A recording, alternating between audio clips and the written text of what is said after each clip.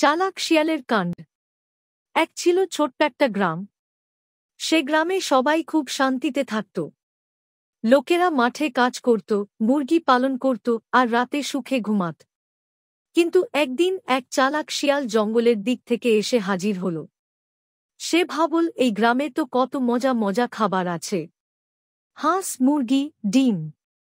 আহা, আমি এখানে থেকে গেলেই হয়। সেই রাতেই শিয়ালটা খুব সাবধানে এক বাড়িতে ঢুকে পড়ল। চুপচাপ একটা মুরগি ধরে নিয়ে পালিয়ে গেল জঙ্গলে।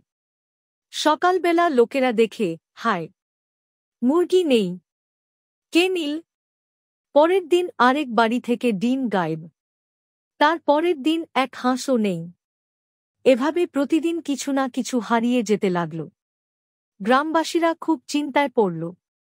একদিন রীনা বৌদি, যিনি খুব বুদ্ধিমতী, ভাবলেন, এই শিয়ালটাকে একবার ধরতে পারলেই সব ঝামেলা মিটে যাবে। রীনা বৌদি একটা শক্ত জাল বানালেন। তারপর সেটা রেখে দিলেন তার রান্নাঘরের পেছনে, ঠিক যেখানে শিয়ালটা রোজ আসে। রাতে শিয়ালটা আবার চুপি চুপি এলো। সে ভেবেছিল, আহা, আজ তো ডিম খাওয়ার মজা হবে। কিন্তু হঠাৎ সে থমকে দাঁড়াল।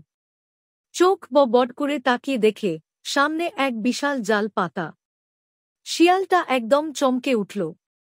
সে ভাবল, উহু, এই তো ফাঁদ। যদি আমি ঢুকি তাহলে তো আটকে যাব। রীনা বৌদি আমায় ধরে ফেলবে। সে আর কিছু না খেয়ে উল্টো দৌড় দিল।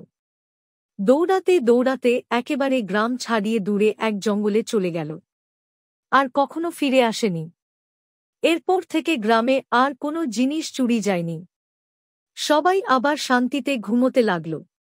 আর রীনা বৌদিকে সবাই বলল, তুমি তো দারুণ বুদ্ধির কাজ করেছ। শেষ।